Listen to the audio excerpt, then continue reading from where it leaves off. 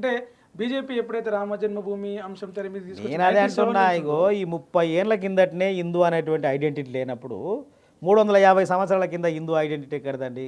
మొదటి విషయం.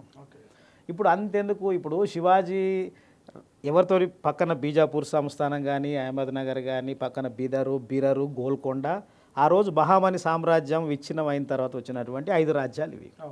ఈ 5 రాజ్యాలలో కన్నమున్న బహామని సామ్రాజ్యాన్ని స్థాపించినోడు హసన్ గంగు.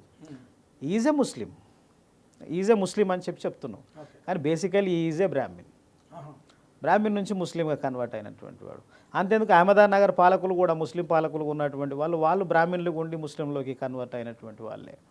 కనుక ఈ చరిత్ర అంతా వక్రీకరించి శివాజీ వాళ్ళ నాన్న బీజాపూర్ సంస్థానంలో అధికారి దివాన్, ఆయన కింద ఉన్నటువంటి ఈయన ఆ రోజు రైతాంగ పోరాటాల ద్వారా ప్లస్ అట్లాగే ఈ కొంకన్ ప్రాంతం ఏదైతే పశ్చిమ కనుమల కొంకన్ ప్రాంతం ఉందో ఇదంతా కూడా కొండలు గుట్టలతో ఉన్నటువంటి ప్రాంతం, దాన్ని ఆసరగా చేసుకొని గెరిల్లా పోరాటం ద్వారా శివాజీ అధికారంలోకి వచ్చాడు.